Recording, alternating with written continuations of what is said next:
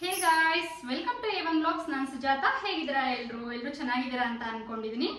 So ನಾನಿವತ್ತು ಧಾರವಾಡ ಪೇಡ ಮಾಡೋಣ ಅಂತ ಅನ್ಕೊಂಡಿದೀನಿ. ಆಕ್ಚುಲಿ ಧಾರವಾಡ ಪೇಡ ತುಂಬಾನೇ ಕಾಸ್ಟ್ಲಿ ಅಲ್ವಾ, ತುಂಬಾ ರೇಟ್ ಇರುತ್ತೆ. ಸೊ ನಾವೇ ಈಸಿಯಾಗಿ ಮನೇಲಿ ಯಾವ ರೀತಿಯಾಗಿ ಮಾಡ್ಕೋಬಹುದು ಅಂತ ಇವತ್ತು ನಿಮಗೆ ಒಂದು ಈಸಿ ಮೆಥಡ್ ಅಲ್ಲಿ ಅದನ್ನ ತಿಳಿಸ್ಕೊಡ್ತಾ ಇದ್ದೀನಿ. ಹಾಗೆ ನೋಡ್ಬೋದು, ಇವತ್ತು ನಾನು ಕೂಡ ಧಾರವಾಡದ ತರನೇ ರೆಡಿ ಆಗಿದ್ದೀನಿ. ಯಾಕೋ ಆ ತರ ರೆಡಿ ಆಗಬೇಕು ಅಂತ ಅನ್ನಿಸ್ತು. ಸೊ ಹಂಗಾಗಿ ಧಾರವಾಡದವ್ರ ತರನೇ ರೆಡಿ ಆಗಿದ್ದೀನಿ. ಸೊ ನಾನಿವತ್ತು ವೇರ್ ಮಾಡಿರೋದು ರಾಧಾಕೃಷ್ಣ ಜುಮ್ಕಿ. ಹೇಗಿದೆ ಅಂತ ಕಮೆಂಟ್ ಮಾಡಿ ತಿಳಿಸಿ. ಹಾಗೆ ಇವಾಗ ಮೊದಲನೇದಾಗಿ ಧಾರವಾಡ ಪೇಡ ಮಾಡೋದಕ್ಕೆ ಏನೆಲ್ಲ ಬೇಕು ಅಂತ ತಿಳ್ಕೊಳ್ಳೋಣ ಬನ್ನಿ.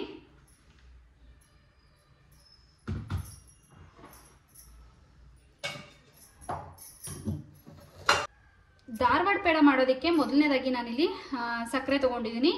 ಮೆಜರ್ಮೆಂಟ್ ಪ್ರಕಾರ ಹೇಳೋದಾದರೆ ಒಂದು 3 ಕಪ್ನಷ್ಟು ಅಥವಾ 3 ಬೌಲ್ನಷ್ಟು ಬೇಕಾಗುತ್ತೆ. ಯಾವ ಥರ ಏನು ಅಂತ ಆಮೇಲೆ ಕಂಪ್ಲೀಟಾಗಿ ತಿಳಿಸ್ಕೊಡ್ತೀನಿ. ಹಾಗೆ 1 ಬೌಲ್ನಷ್ಟು ಹಾಲಿನ ಪೌಡರ್ ತೊಗೊಂಡಿದ್ದೀನಿ. ಹಾಲಿನ ಪೌಡರ್ ಹೀಗೆ ತುಂಬ ಹೊತ್ತು ಇಟ್ಬಿಟ್ರೆ ಅದು ಫುಲ್ ಮೆಲ್ಟ್ ಆಗಿ ಗಟ್ಟಿಯಾಗಿಬಿಡುತ್ತೆ. ಅದಕ್ಕೋಸ್ಕರ ಬೇಗ ಮಾಡಬೇಕು. ಹಾಗೆ ಇನ್ನು ತುಪ್ಪ ತೊಗೊಂಡಿದ್ದೀನಿ. ತುಪ್ಪ ಜಸ್ಟ್ 1 ಸ್ಪೂನ್ ಅಥವಾ 2 ಸ್ಪೂನ್ ಆದರೆ ಸಾಕಾಗುತ್ತೆ.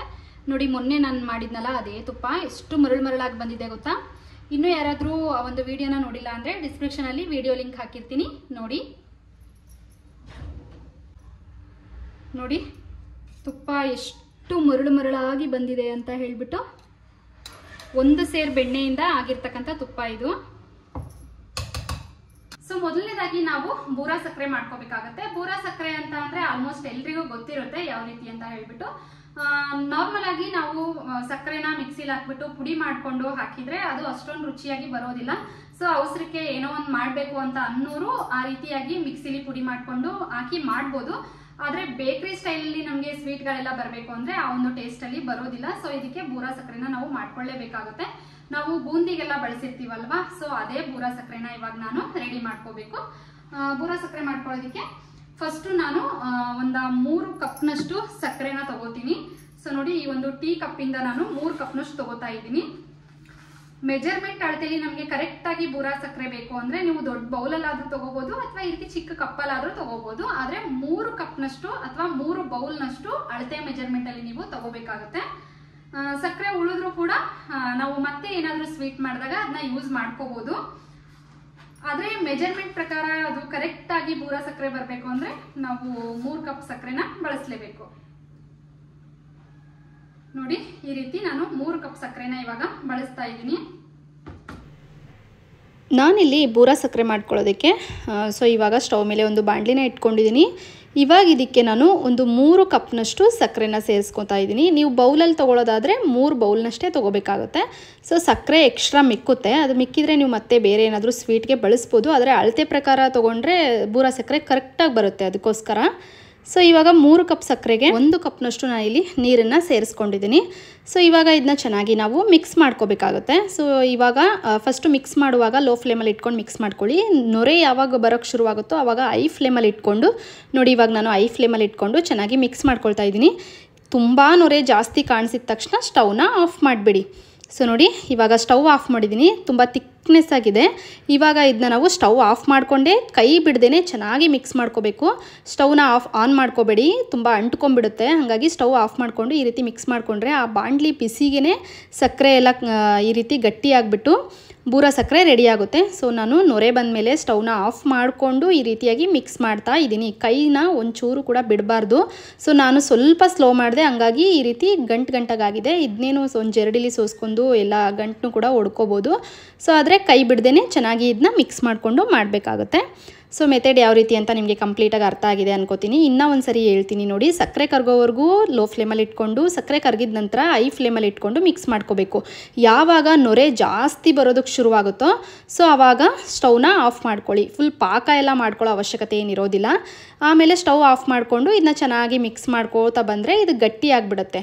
ಸ್ಟವ್ ಆಫ್ ಇದ್ರೂ ಕೂಡ ಆ ಒಂದು ಬಾಣಲಿ ಬಿಸಿಗೆ ಗಟ್ಟಿ ಆಗಿಬಿಡುತ್ತೆ. ಸೊ ಇವಾಗ ಇದನ್ನ ಒಂದು ಜರಡಿಲಿ ಹಾಕ್ಕೊಂಡು ಈ ರೀತಿಯಾಗಿ ಬೂರಾ ಸಕ್ಕರೆನ ಸೋಸ್ಕೊಂಡಿದ್ದೀನಿ. ನೋಡಿ, ಇನ್ನೇನಿಲ್ಲಿ ಲಾಸ್ಟಲ್ಲಿ ಉಳಿತಲ್ವ, ಸೊ ಈ ಸಕ್ಕರೆನ ನಾವು ಟೀ ಕಾಫಿಗೆಲ್ಲ ಬಳಸ್ಕೋಬೋದು. ನೋಡಿ ಈ ರೀತಿಯಾಗಿ ರೆಡಿ ಮಾಡ್ಕೊಂಡಿದ್ದೀನಿ. ಬೂರಾ ಸಕ್ಕರೆ ರೆಡಿ ಆಯಿತು. ಎಷ್ಟು ಚೆನ್ನಾಗಿ ಬಂದಿದೆ ಅಂತ. ಇದನ್ನ ನಾವು ಟೀ ಕಾಫಿಗೆ ಬಳಸ್ಕೋಬೋದು. ಉಂಡೆ ಉಂಡೆ ಆಗಿರುತ್ತಲ್ವ, ಕೈಯಿಂದನೇ ಬಿಡಿಸ್ಕೊಳ್ಳಿ. ನೋಡಿದ್ರಲ್ವಾ ಬೂರಾ ಸಕ್ಕರೆ ಮಾಡ್ಕೊಳ್ಳೋದು ಎಷ್ಟು ಈಸಿ ಅಂತ ಹೇಳ್ಬಿಟ್ಟು. ಡಿಫ್ರೆನ್ಸ್ ಇಷ್ಟೇ, ನಾವು ಮಿಕ್ಸಿಲಿ ಹಾಕ್ಬಿಟ್ಟು ಸಕ್ಕರೆನ ರೆಡಿ ಮಾಡ್ಕೊಂಡ್ರೆ ಅದು ಫುಲ್ ನೈಸ್ ಆಗಿ ಪೌಡರ್ ತರ ಬರುತ್ತೆ.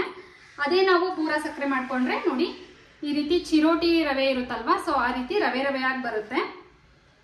ನೋಡಿ ಈ ರೀತಿ ರವೆ ರವೆಯಾಗಿ ಬರುತ್ತೆ. ತುಂಬಾ ನೈಸ್ ಆಗಿ ಬರೋದಿಲ್ಲ, ಟೇಸ್ಟ್ ಕೂಡ ತುಂಬಾ ಚೆನ್ನಾಗಿರುತ್ತೆ. ಬನ್ನಿ ನೆಕ್ಸ್ಟ್ ಪ್ರೊಸೆಸ್ ಯಾವ ರೀತಿ ಅಂತ ನೋಡೋಣ. ಇವಾಗ ನಾನು ಒಂದು ಬಾಣಲಿಲಿ ಒಂದು 2 ಸ್ಪೂನಷ್ಟು ತುಪ್ಪ ಹಾಕ್ಕೊಳ್ತಾ ಇದ್ದೀನಿ. ತುಪ್ಪ ಚೆನ್ನಾಗಿ ಕರಗಬೇಕು. ಅದಾದ ನಂತರ ನಾವಿಲ್ಲಿ ಹಾಲಿನ ಪೌಡರ್ನ ಸೇರಿಸ್ಕೋಬೇಕಾಗುತ್ತೆ. ನಾನಿಲ್ಲಿ ತುಪ್ಪ ಚೆನ್ನಾಗಿ ಕರಗಿದ ನಂತರ 1 ಬೌಲ್ನಷ್ಟು ಹಾಲಿನ ಪುಡಿನ ತೊಗೊಳ್ತಾ ಇದ್ದೀನಿ. ಸೊ ಇವಾಗ ಹಾಲಿನ ಪುಡಿನ ಹಾಕಿದ ನಂತರ ಪೂರ್ತಿಯಾಗಿ ಲೋ ಫ್ಲೇಮಲ್ಲಿ ಇಟ್ಕೊಂಡು ನಾವು ಇದನ್ನ ಕೈ ಬಿಡ್ದೇನೆ ಮಿಕ್ಸ್ ಮಾಡ್ಕೋಬೇಕಾಗುತ್ತೆ. ಸೊ ಧಾರವಾಡ ಪೇಡ ಮಾಡೋದೇನು ಅಂಥ ದೊಡ್ಡ ಕೆಲಸ ಅಲ್ಲ, ಆದರೆ ತುಂಬ ಪೇಷನ್ಸಿಂದ ಇದನ್ನ ಮಾಡಬೇಕು. ಎಷ್ಟು ತಾಳ್ಮೆಯಿಂದ ಮಾಡ್ತಿರೋ ಅಷ್ಟು ಚೆನ್ನಾಗಿ, ಅಷ್ಟೇ ರುಚಿಯಾಗಿ ಈ ಧಾರವಾಡ ಪೇಡ ಬರುತ್ತೆ. ನೋಡ್ಬೋದು, ನಾವು ರವೆನೆಲ್ಲ ಫ್ರೈ ಮಾಡುವಾಗ, ರೋಸ್ಟ್ ಮಾಡುವಾಗ ಯಾವ ರೀತಿಯಾಗಿ ಅದು ಹರಳರಳಾಗಿ ಬರುತ್ತೋ, ಸೊ ಅದೇ ರೀತಿ ಹಾಲಿನ ಪುಡಿ ಕೂಡ ಹರಳರಳಾಗಿ ಬರ್ತಾ ಇದೆ. ನೋಡ್ಬೋದು, ಇವಾಗ ಇದು ಸ್ವಲ್ಪ ಕೆಂಪಾಗಿದೆ. ಇನ್ನೂ ಸ್ವಲ್ಪ ಕೆಂಪಾಗೋವರೆಗೂ ಇದನ್ನು ನಾವು ಈ ರೀತಿಯಾಗಿ ರೋಸ್ಟ್ ಮಾಡ್ಕೋಬೇಕಾಗತ್ತೆ. ನೋಡಿ ಇಷ್ಟಾದರೆ ಸಾಕು. ಇವಾಗ ಇದನ್ನ ನಾನು ರೋಸ್ಟ್ ಮಾಡ್ಕೋತಾ ಇದ್ದೀನಿ. ತುಂಬಾ ಲೋ ಫ್ಲೇಮಲ್ಲಿ ಇಟ್ಕೊಂಡೆ ನೀವು ರೋಸ್ಟ್ ಮಾಡ್ಕೋಬೇಕು. ತಳ ಹತ್ತಿ ಸೀದೋದಂಗಾದರೆ ಅದನ್ನ ತಕ್ಷಣಕ್ಕೆ ಕೆಳಗಡೆ ಇಳಿಸ್ಬಿಟ್ಟು ಆನಂತರ ಮತ್ತೆ ಸ್ವಲ್ಪ ತಣ್ಣಗಾದ್ಮೇಲೆ ಬಿಸಿ ಮಾಡಿಕೊಂಡು ರೋಸ್ಟ್ ಮಾಡ್ಕೊಳ್ಳಿ. ಹಾಗೆ ಇವಾಗ ನಾನಿಲ್ಲಿ ಇದಕ್ಕೆ 3/4 ಕಪ್ನಷ್ಟು ಹಾಲನ್ನು ಸೇರಿಸ್ಕೊಳ್ತಾ ಇದ್ದೀನಿ. ನಾನಿಲ್ಲಿ ಕಾಯಿಸಿ ಆರಿಸಿರ್ತಕ್ಕಂಥ ಹಾಲನ್ನು ತೊಗೊಂಡಿದ್ದೀನಿ. ಸೊ ನೋಡ್ಬೋದು, 3/4 ಕಪ್ ಹಾಲನ್ನು ಹಾಕ್ಕೊಂಡು ಇದನ್ನ ಸ್ವಲ್ಪ ಸ್ವಲ್ಪನೇ ಹಾಕ್ಕೊಂಡು ನಾನು ಮಿಕ್ಸ್ ಮಾಡ್ಕೊಳ್ತೀನಿ. ಆದರೆ ಒಂದನ್ನ ನೆನಪಲ್ಲಿಡಿ, ಸಕ್ಕರೆ ಕರಗಿಸಿರ್ತೀರಲ್ವ, ಸೊ ಅದೇ ಬಾಣಲಿಲೇ ನೀವು ಮಾಡೋದಾದರೆ ನೀಟಾಗಿ ಬಾಣಲಿನ ತೊಳೆದ್ಬಿಟ್ಟು ಮಾಡಿ.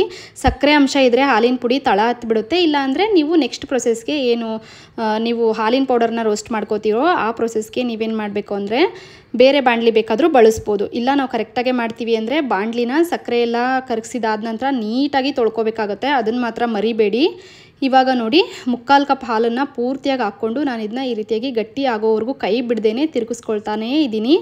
ಪೂರ್ತಿಯಾಗಿ ಲೋ ಫ್ಲೇಮಲ್ಲೇ ಮಾಡಬೇಕು. ಅದಕ್ಕೆ ಹೇಳ್ತಾ ಇರೋದು, ತುಂಬ ಪೇಷನ್ಸಿಂದ ಇದನ್ನ ಮಾಡಬೇಕಾಗುತ್ತೆ. ನೀವು ಯಾರಾದರೂ ನಮ್ಮ ಚಾನಲ್ಗೆ ಇನ್ನೂ ಹೊಸಬ್ರಾಗಿದ್ದರೆ ನಮ್ಮ ಚಾನಲ್ನ ಸಬ್ಸ್ಕ್ರೈಬ್ ಮಾಡ್ಕೊಳ್ಳಿ. ಹಾಗೆ ಇವತ್ತಿನ ಈ ಒಂದು ವಿಡಿಯೋ ನಿಮಗೇನಾದರೂ ಇಷ್ಟ ಆದರೆ ಒಂದು ಲೈಕ್ ಮಾಡೋದನ್ನು ಮಾತ್ರ ಮರಿಬೇಡಿ. ಇವಾಗ ಎಲ್ಲ ಮಿಕ್ಸ್ ಮಾಡಿದಾಗಿದೆ. ಸ್ಟವ್ ಕೂಡ ಆಫ್ ಮಾಡಿದ್ದೀನಿ. ನೋಡ್ಬೋದು, ಇದನ್ನ ಇನ್ನೊಂದು ಕಡೆಗೆ ಎತ್ತಿಟ್ಟಿದ್ದೀನಿ. ಹಾಗೆ ಇವಾಗ ಇದನ್ನೆಲ್ಲ ಒಂದು ಪ್ಲೇಟ್ಗೆ ಹಾಕ್ಕೊಂಡು ನಾನಿವಾಗ ಇದಕ್ಕೆ ಸ್ವಲ್ಪ ಸಕ್ಕರೆ ಪುಡಿನ ಸೇರಿಸ್ಕೋಬೇಕಾಗುತ್ತೆ. ನೋಡ್ಬೋದು, ಇವಾಗ ಇದನ್ನೆಲ್ಲ ಸಪ್ರೇಟಾಗಿ ಒಂದು ಪ್ಲೇಟ್ಗೆ ನಾನು ಹಾಕ್ಕೊಂಡಿದ್ದೀನಿ. ಇವಾಗ ಇದಕ್ಕೆ ನಾನೇನು ಹಾಲಿನ ಪೌಡರ್ನ ತೊಗೊಂಡಿದ್ನೋ 1 ಕಪ್ ಮೆಜರ್ಮೆಂಟಲ್ಲಿ, ಸೊ ಅದೇ ಅಳತೆಯಲ್ಲಿ ನಾನಿವಾಗ 3/4 ಕಪ್ನಷ್ಟು ನಾವೇನು ಬೂರಾ ಸಕ್ಕರೆ ಮಾಡಿಟ್ಕೊಂಡಿದ್ನೋ ಅದನ್ನು ಹಾಕ್ಕೊಳ್ತಾ ಇದ್ದೀನಿ. ಸೊ 3/4 ಕಪ್ಪು ಸಕ್ಕರೆ ತೊಗೊಂಡಿದ್ನಲ್ವ, ಸ್ವಲ್ಪ ಸ್ವಲ್ಪನೇ ಹಾಕ್ಕೊಂಡು ಮಿಕ್ಸ್ ಮಾಡ್ಕೊಳ್ತಾ ಇದ್ದೀನಿ. ಸೊ ನೋಡ್ಬೋದು, ಇವಾಗ 3/4 ಕಪ್ ಪೂರ ಸಕ್ಕರೆನ ಹಾಕ್ಕೊಂಡು ಚೆನ್ನಾಗಿ ಇದನ್ನ ನಾದ್ಕೊಂಡು ಮಿಕ್ಸ್ ಮಾಡ್ಕೊಳ್ತಾ ಇದ್ದೀನಿ. ನಿಮಗೇನಾದರೂ ಇದನ್ನು ಕಲಿಸುವಾಗ ಮಿಕ್ಸ್ ಮಾಡುವಾಗ ಏನಾದರೂ ಸ್ವಲ್ಪ ಗಟ್ಟಿ ಅಂತ ಅನಿಸಿದರೆ 2 ಡ್ರಾಪ್ನಷ್ಟು ಹಾಲನ್ನು ಹಾಕ್ಕೋಬೋದು. ನೀರನ್ನು ಹಾಕೋಕೆ ಹೋಗ್ಬೇಡಿ. 2 ಡ್ರಾಪು ಅಥವಾ 1 ಸ್ಪೂನು 2 ಸ್ಪೂನ್ ಹಾಕ್ಬಿಟ್ರೆ ತುಂಬ ತೆಳ್ಳಗಾಗ್ಬಿಡುತ್ತೆ. ಡ್ರಾಪ್ ಲೆಕ್ಕದಲ್ಲಿ ಹಾಕಿ ತುಂಬ ಚೆನ್ನಾಗಿ ಬರುತ್ತೆ, ಗಟ್ಟಿ ಅನಿಸಿದರೆ ಮಾತ್ರ. ಯಾಕಂದರೆ ಕೈ ನೋವು ಬಂದುಬಿಡುತ್ತೆ ನಾದುವಾಗ. ಹಾಗಾಗಿ ತುಂಬ ತೆಳುವಾಗೆಲ್ಲ ಮಾಡ್ಕೊಳಕ್ಕೆ ಹೋಗ್ಬೇಡಿ. ಆದರೂ ಹಾಲಿನ ಪೌಡರ್ ಅಲ್ವಾ, ಗಟ್ಟಿ ಆಗೇ ಆಗುತ್ತೆ. ನೋಡಿ ಈ ರೀತಿ ಚೆನ್ನಾಗಿ ನಾದಿ ಇದನ್ನ ಇವಾಗ ರೆಡಿ ಮಾಡ್ಕೊಂಡು ಇಟ್ಕೊಂಡಿದ್ದೀನಿ. ಆಲ್ಮೋಸ್ಟ್ ಧಾರವಾಡ ಪೇಡ ರೆಡಿ ಆದಂಗೆ. ಇವಾಗೇನು ನಾವು ಬೂರಾ ಸಕ್ಕರೆ ಮಾಡಿ ಇಟ್ಕೊಂಡಿದ್ವೋ, ಸೊ ಆ ಬೂರಾ ಸಕ್ಕರೆಯಲ್ಲಿ ನಾನಿವಾಗ ಇಲ್ಲೇನು ಹಾಲಿನ ಪೌಡರಿಂದ ರೆಡಿ ಮಾಡಿ ಇಟ್ಕೊಂಡಿದ್ದೀನಲ್ಲ, ಸೊ ಇದನ್ನ ಸ್ವಲ್ಪ ಸ್ವಲ್ಪನೇ ತೊಗೊಂಡು ಈ ರೀತಿಯಾಗಿ ಉಂಡೆ ಶೇಪಲ್ಲಿ ಮಾಡ್ಕೊಳ್ತಾ ಇದ್ದೀನಿ. ಏನಂದರೆ ಧಾರವಾಡ ಪೇಡಕ್ಕೆ ಯಾವುದೇ ರೀತಿಯ ಶೇಪ್ ಅಂತ ಇರೋದಿಲ್ಲ. ಸೊ ನಾವು ಯಾವ ಶೇಪಲ್ಲಿ ಬೇಕಾದರೂ ಅದನ್ನು ಮಾಡ್ಕೋಬೋದು. ಒಂದು ಕರೆಕ್ಟಾಗಿ ಅದನ್ನು ನೋಡಿದರೆ ಧಾರವಾಡ ಪೇಡ ಇದೇ ಶೇಪಲ್ಲಿದೆ ಅಂತ ಹೇಳೋದಕ್ಕೆ ಆಗಲ್ಲ. ಇವಾಗ ನೋಡಿ, ನಾನು ಈ ರೀತಿ ಸ್ವಲ್ಪ ಸ್ವಲ್ಪನೇ ತೊಗೊಂಡು ಈ ರೀತಿ ಶೇಪಲ್ಲಿ ಮಾಡ್ಕೋತಿದ್ದೀನಿ. ನೀವು ರೌಂಡಲ್ಲಿ ಮಾಡ್ಕೋಬೋದು ಅಥವಾ ಈ ರೀತಿಯಾಗೂ ಮಾಡ್ಕೋಬೋದು. ಆದರೆ ಸ್ವಲ್ಪ ಅಪ್ಪಚ್ಚಿಯಾಗಿರಬೇಕು. ಆ ರೀತಿ ಮಾಡಿಕೊಂಡ್ರೆ ಅದನ್ನ ಧಾರವಾಡ ಪೇಡ ಅಂತ ಹೇಳ್ತಾರೆ. ಸೊ ನೋಡ್ಬೋದು, ನಾನು ಇದೇ ರೀತಿ ಸ್ವಲ್ಪ ಸ್ವಲ್ಪನೇ ತೊಗೊಂಡು ಈ ರೀತಿಯಾಗಿ ಮಾಡಿಟ್ಕೊಳ್ತಾ ಇದ್ದೀನಿ. ನೋಡೋದಕ್ಕೆ ಎಷ್ಟು ಚೆನ್ನಾಗಿದೆ ಅಲ್ವಾ, ತಿನ್ನೋದಕ್ಕೆ ಕೂಡ ಅಷ್ಟೇ ರುಚಿಯಾಗಿರುತ್ತೆ. ಸೇಮ್ ಧಾರವಾಡ ಪೇಡ ಧಾರವಾಡದಲ್ಲಿ ಯಾವ ರೀತಿಯಾಗಿ ಮಾಡ್ತಾರೋ ಅದೇ ಥರನೇ ಇರುತ್ತೆ. ಧಾರವಾಡದಲ್ಲ, ಇವಾಗ ನಾನು ದಾವಣಗೆರೆಯಲ್ಲಿ ಮಾಡ್ತಾ ಇದ್ದೀನಿ ಅಂದರೂ ಕೂಡ ಈ ಧಾರವಾಡ ಪೇಡ ಧಾರವಾಡದ ರುಚಿಯಲ್ಲೇ ಬಂದಿರುತ್ತೆ. ನೀವು ಕೂಡ ನಿಮ್ಮ ಮನೇಲಿ ಈ ಒಂದು ಧಾರವಾಡ ಪೇಡ ರೆಸಿಪಿನ ಟ್ರೈ ಮಾಡಿ. ರುಚಿ ಹೇಗೆ ಬಂತು, ಯಾವ ರೀತಿಯಾಗಿತ್ತು ಅಂತ ಕೂಡ ಕಮೆಂಟ್ ಮಾಡಿ ತಿಳಿಸೋದನ್ನು ಮರಿಬೇಡಿ. ನೋಡ್ಬೋದು, ಮನೆಯಲ್ಲೇ ನಾವು ಎಷ್ಟು ಈಸಿಯಾಗಿ ಈ ಪೇಡನ ಮಾಡ್ಕೋಬೋದಲ್ವಾ. ನನ್ನ ಮಗನಿಗೆ ಧಾರವಾಡ ಪೇಡ ಅಂದರೆ ತುಂಬಾ ಇಷ್ಟ. ಅವ್ನ ಬರ್ಡೇಲಿ ಕೂಡ ನಾನು ಧಾರವಾಡ ಪೇಡ ತರಿಸಿದ್ದೆ. ಸೊ ಹಂಗಾಗಿ ಇವಾಗ ಮನೇಲೇ ಅವನಿಗೆ ಮಾಡ್ಕೊಳ್ಳೋಣ ಅಂತ ಹೇಳ್ಬಿಟ್ಟು ಮನೇಲೇ ನಾನು ಧಾರವಾಡ ಪೇಡನ ಮಾಡಿದ್ದೀನಿ. ಹಾಗೆ ಇವಾಗ ಒಂದು ಧಾರವಾಡ ಪೇಡನ ನಿಮಗೆ ಮುರಿದ್ಬಿಟ್ಟು ತೋರಿಸ್ತೀನಿ ನೋಡಿ ಯಾವ ರೀತಿಯಾಗಿ ಬಂದಿದೆ ಅಂತ ಹೇಳ್ಬಿಟ್ಟು. ನೋಡಿ ತುಂಬ ಚೆನ್ನಾಗಿ ಬಂದಿದೆ, ಅದೇ ಟೇಸ್ಟಿಯಲ್ಲಿರುತ್ತೆ. ಹಾಗೆ ಉಳಿದಿರ್ತಕ್ಕಂಥ ಬೂರಾ ಸಕ್ಕರೆನ ನೀವು ಬೇರೆ ಯಾವುದಾದ್ರೂ ಸ್ವೀಟ್ಗೆ ಇದನ್ನು ಬಳಸ್ಕೋಬೋದು. ನೋಡಿದ್ರಲ್ವಾ ಎಷ್ಟು ಈಸಿಯಾಗಿ ಧಾರವಾಡ ಪೇಡನ ಮನೇಲಿ ನಾವು ಯಾವ ರೀತಿಯಾಗಿ ಮಾಡ್ಬೋದು ಅಂತ. ಹಾಗೆ ಇವತ್ತಿನ ಈ ಒಂದು ವಿಡಿಯೋ ನಿಮ್ಗೇನಾದ್ರೂ ಇಷ್ಟ ಆಗಿದ್ರೆ ಪ್ಲೀಸ್ ಒಂದು ಲೈಕ್ ಮಾಡೋದನ್ನ ಮಾತ್ರ ಮರಿಬೇಡಿ. ಹಾಗೆ ವಿಡಿಯೋನ ನಿಮ್ಮ ಫ್ರೆಂಡ್ಸ್ ಅಂಡ್ ಫ್ಯಾಮಿಲಿಗೆಲ್ಲ ಶೇರ್ ಮಾಡಿ. ಹಾಗೆ ನಿಮ್ಮ ಅನಿಸಿಕೆನ ಕಮೆಂಟ್ ಮಾಡಿ ತಿಳಿಸಿ. ಮತ್ತೆ ಸಿಗ್ತೀನಿ ಮುಂದಿನ ಒಂದು ಹೊಸ ವಿಡಿಯೋ ಜೊತೆ. Thank you for watching. Thank you.